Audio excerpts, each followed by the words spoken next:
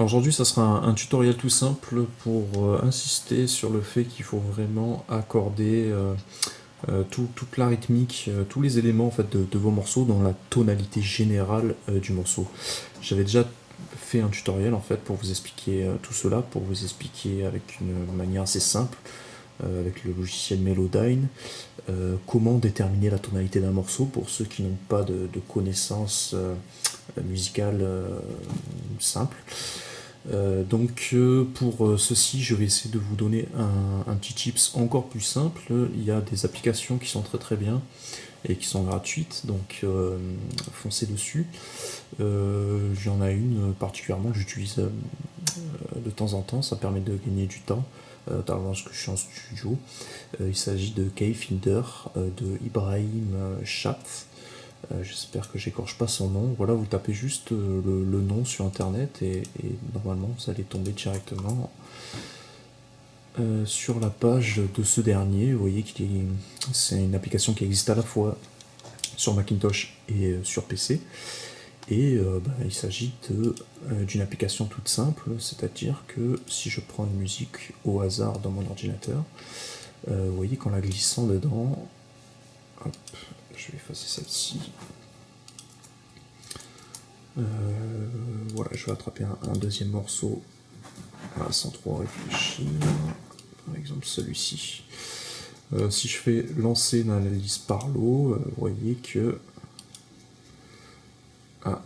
c'est un fichier qui ne fonctionne pas. Je vais en prendre un autre, cette version-là par exemple.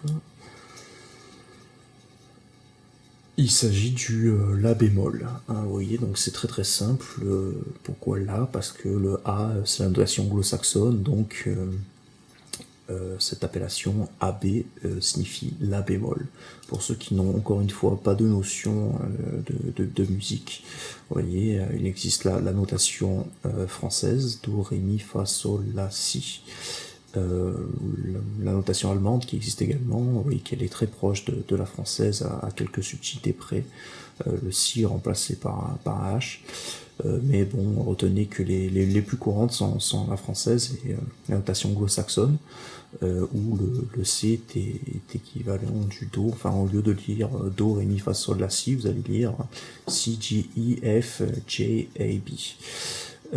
Voilà, donc vous voyez que le A correspond au La, et il faut savoir que ce petit B équivaut au bémol, et vous avez également le signe dièse que vous allez retrouver sur tous vos téléphones par exemple, et qui signifie, dièse signifie un demi-ton au-dessus de la note, et le bémol un demi-ton, un semi-ton pardon, en dessous de la note. Voilà, donc le La bémol équivaut au sol dièse.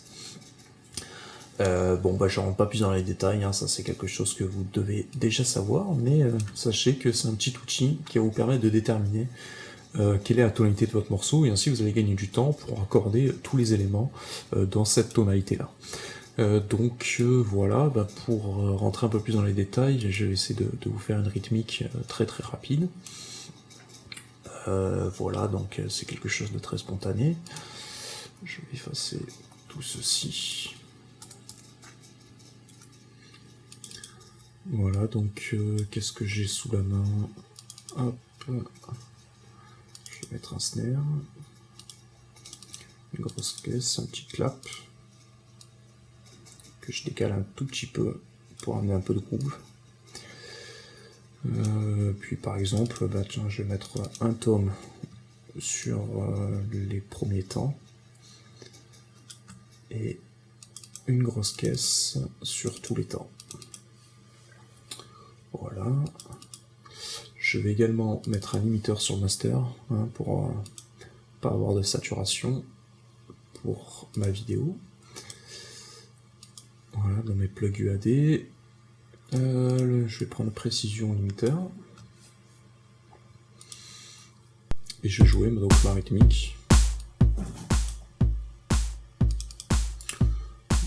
Voilà, petite rythmique vraiment sans prétention.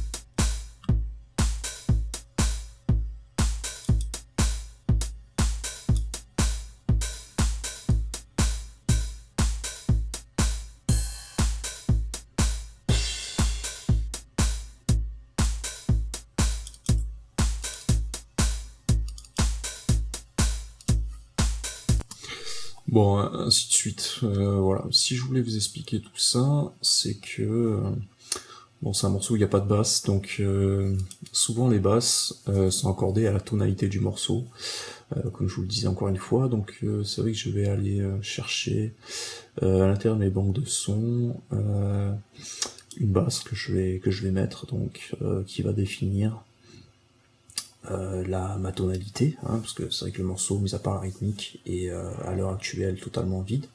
Donc je vais essayer de chercher quelque chose d'un peu dense. Allez, house. Bon, ça va pas vraiment coller, mais pourquoi pas. Voilà, vous voyez qu'il y a un petit C ici qui redit la tonalité du morceau, donc cette basse est accordée donc sur la tonalité de Do, hein, parce que lorsqu'on retourne sur sur notre dénomination de gamme, hein, sur l'apellation de notes, on voit que le C est égal au Do. Voilà, donc ça c'est très très simple. Donc ben, désormais,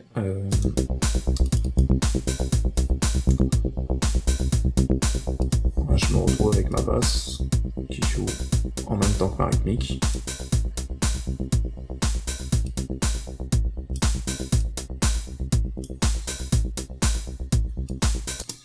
Voilà, et ben désormais vous l'aurez compris, hein, si jamais je veux rajouter d'autres éléments par-dessus, moi je veux pas me lancer dans une compo, donc je vais rajouter des samples, ça sera beaucoup plus simple.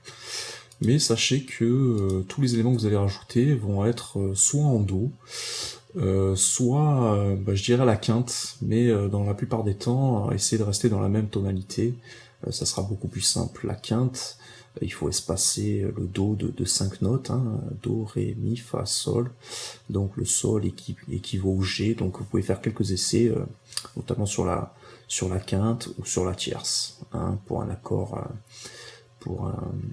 majeur. Bon, je vais pas vous embrouiller l'esprit, je pense que la plupart savent de quoi il s'agit. Voilà, je vais essayer de trouver... Bon, c'est juste pour l'exemple, hein, je prends le premier qui vient, vous voyez que si je rajoute un violon, comme nous sommes accordés sur la même tonalité, tous les éléments, tous les samples vont sonner comme il faut, quoi, directement. Je pense que là-dedans, rien de nouveau, mais moi je voulais vraiment attirer votre attention sur le fait que lorsque vous allez vous allez rajouter des percus, notamment dans la musique électronique, c'est très important, quel que soit le style, hein, que ce soit en house, ou des choses un peu plus agressives, ou plus épurées, comme la minimale, ou la techno. Voilà, sachez que si vous ajoutez des percus par exemple, je vais aller voir ce que j'ai au niveau des percus.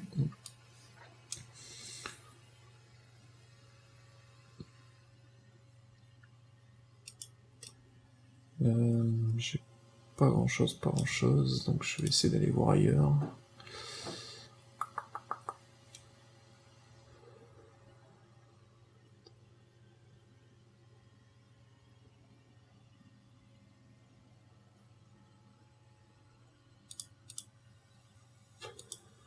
Je crois pas en avoir sous la main, donc je vais me créer un élément impulse, ça sera beaucoup plus facile. Voilà, je vais chercher à l'intérieur de mon disque dur.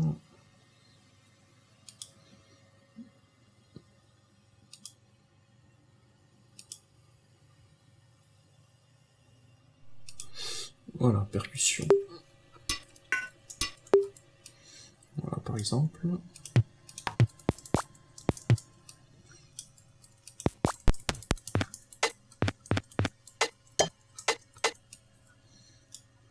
Ok, soit.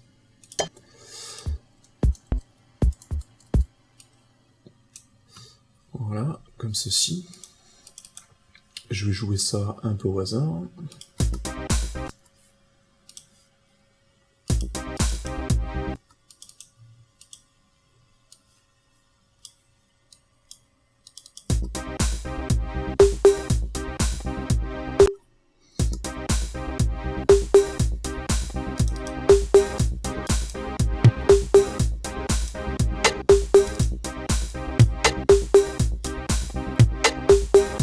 Oui, ces éléments qui se font pas très bien dans le mix, hein, même si je baisse un peu le volume.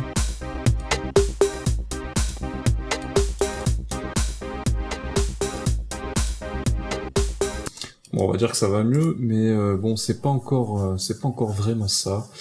Alors, pour ceci, on a déterminé que notre morceau était à la tonalité du Do, Do majeur. Donc, écoutez, on va se servir du key Finder. Hein. Si je fais, si je clique sur ces éléments, normalement, il faudrait peut-être que j'aille les chercher.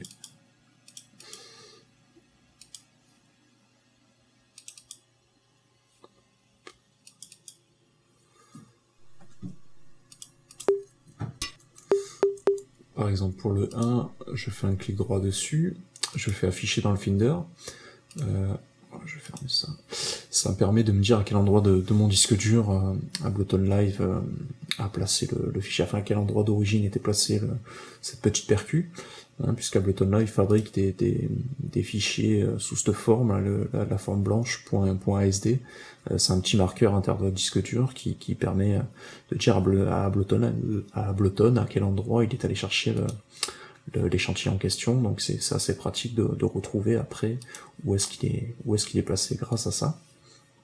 Donc je copie ma petite percu, je fais lancer l'analyse, et qu'est-ce que je vois? Je vois qu'il est placé en sol, donc à la quinte de ma note fondamentale. Donc c'est ce qui fait que il s'accorde plus ou moins bien dans mon morceau. Mais on va faire un essai de le transposer, hein, pour le mettre, pour le convertir en Do. Alors du sol au Do, on va calculer combien il y a de notes, combien il y a de touches d'écart en fait, combien il y a de semitons d'écart. Je vais glisser un piano, ça sera plus clair pour vous.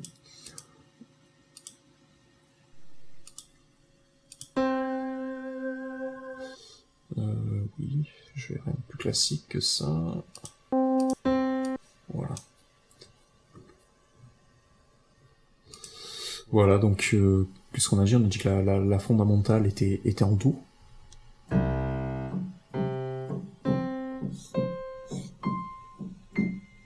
Voilà tous les Do de mon clavier.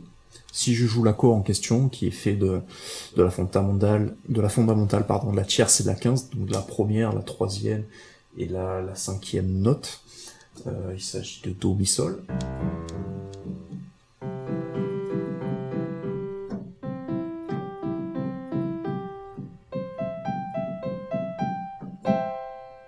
Voilà, les trois notes jouées en même temps, voilà ce que ça donne.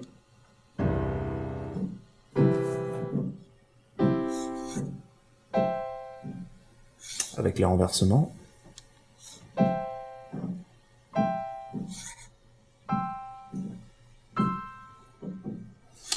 Enfin voilà, ça c'était pour votre culture personnelle, mais sachez que du sol au Do,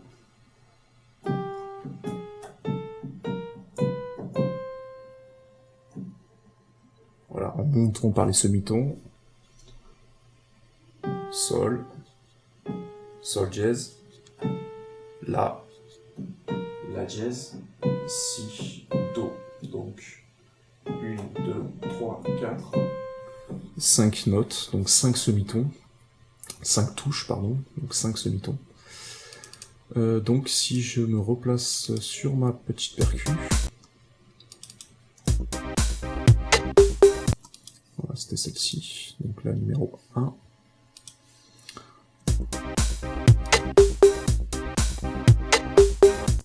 Voilà, celle-ci.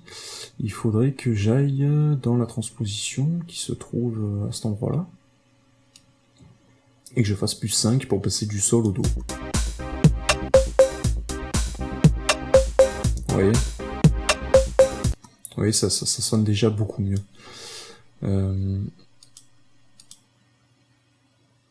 Alors, apparemment, lorsque je passe d'une touche, enfin d'une échantillon à l'autre, dans une pulse, il conserve les mêmes réglages, donc ça, il semble que ça soit le réglage de transposition générale.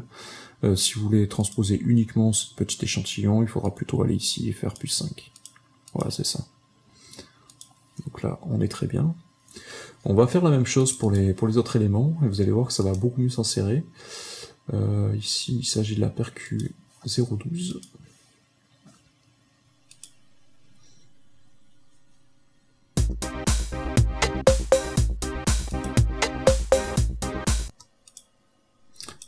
Elle est ici.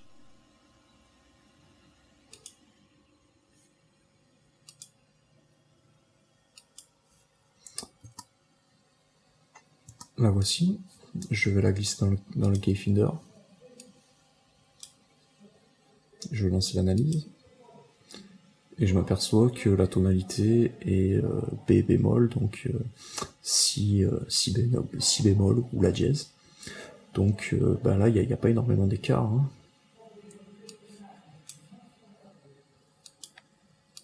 Si bémol.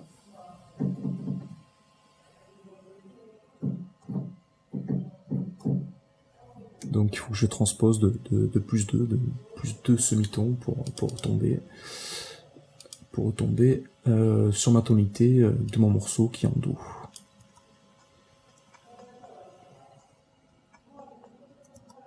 Voilà, c'est beaucoup mieux. Et il me reste encore un échantillon qui est le 0,5. Hop. Ça doit être celui-ci, oui, c'est écrit en bas, vous voyez. Je fais par exemple gérer échantillon pour qu'il me le marque. D'ici, je fais afficher dans le Finder. Voilà, comme ça je peux voir sa position dans le disque dur. Vous voyez, ça va assez vite. Je le glisse dans le Keyfinder. Je fais lancer l'analyse par flow. Et qu'est-ce que je vois? Je vois La mineur. Donc La mineur.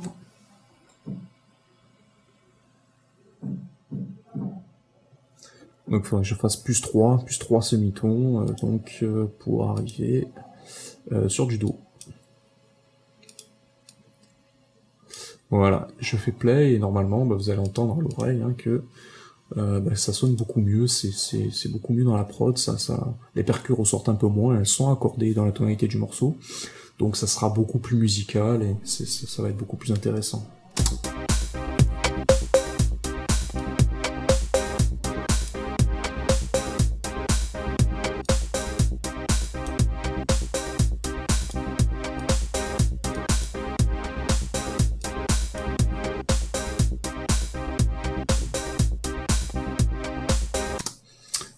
Voilà, c'était vraiment pour insister là-dessus. Si je devais mettre des notes de basse, justement, je vais vous montrer également le même procédé. Cette fois, on va se servir du drum rack, dans lequel je suis un peu plus à l'aise que l'outil Impulse, bien que chacun peut avoir son utilité, quoi. Alors, je vais aller dans Sample. Est-ce que j'ai des basses là-dedans? Ça serait beaucoup plus simple. Non.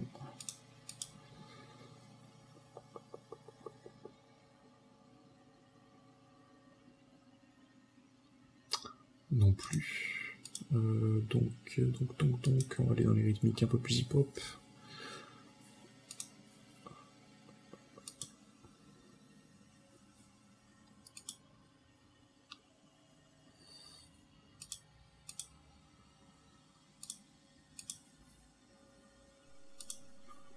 Voilà, dans les 808 par exemple.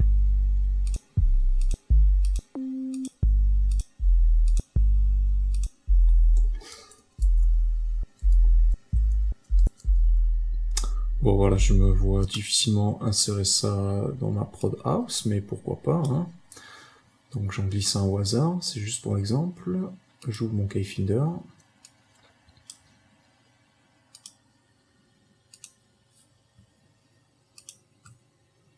Voilà, c'est un petit logiciel qui est gratuit, n'hésitez pas à foncer dessus. Il me met E qui signifie Mi. Du Mi au Do.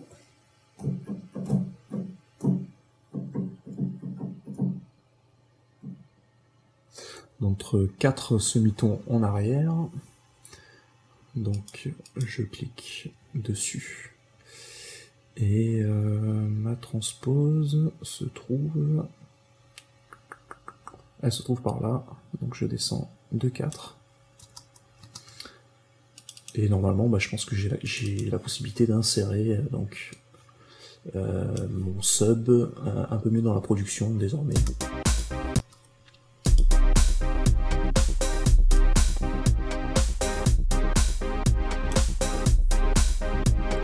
Si je ne l'avais pas transposé, voilà ce que ça donne.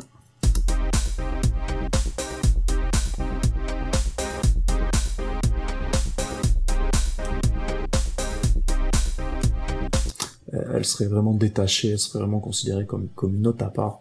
Donc ça peut être intéressant également, hein. Vous pouvez faire un peu des mélodies de cette manière, mais apprenez désormais à toujours repérer la tonalité de vos morceaux. Si c'était pas clair pour vous, vous pouvez faire un export, un bounce de votre morceau une fois qu'il est bien avancé. Comme ça, vous n'avez plus qu'à le glisser directement dans Keyfinder pour voir de quoi il s'agit. Et une fois que vous avez repéré la tonalité, accordez tous vos éléments, ou en tout cas un maximum, dans cette tonalité-là. Voilà, c'est très intéressant de prendre ça en considération, et vous verrez que vos productions vont beaucoup mieux sonner. Alors c'est vrai que dans un premier temps, c'est un côté assez fastidieux, qui peut avoir tendance à casser votre côté artistique. Donc vous pouvez vous dire que dans un premier temps vous allez avancer votre morceau, essayer de coucher ce que vous avez dans votre tête directement à l'intérieur de votre séquenceur, et ensuite quand vient l'étape du mixage, pourquoi pas, hein, si vous préférez procéder ainsi, accorder tout ça au moment du mix, ou une fois que en tout cas votre étape créative est passée, vous pouvez vous lancer dans quelque chose d'un peu plus technique, dans quelque chose d'un peu plus fastidieux, en tout cas qui demande d'autres facultés. Voilà, j'espère que c'était clair pour vous, et je vous dis à bientôt pour un autre tutoriel.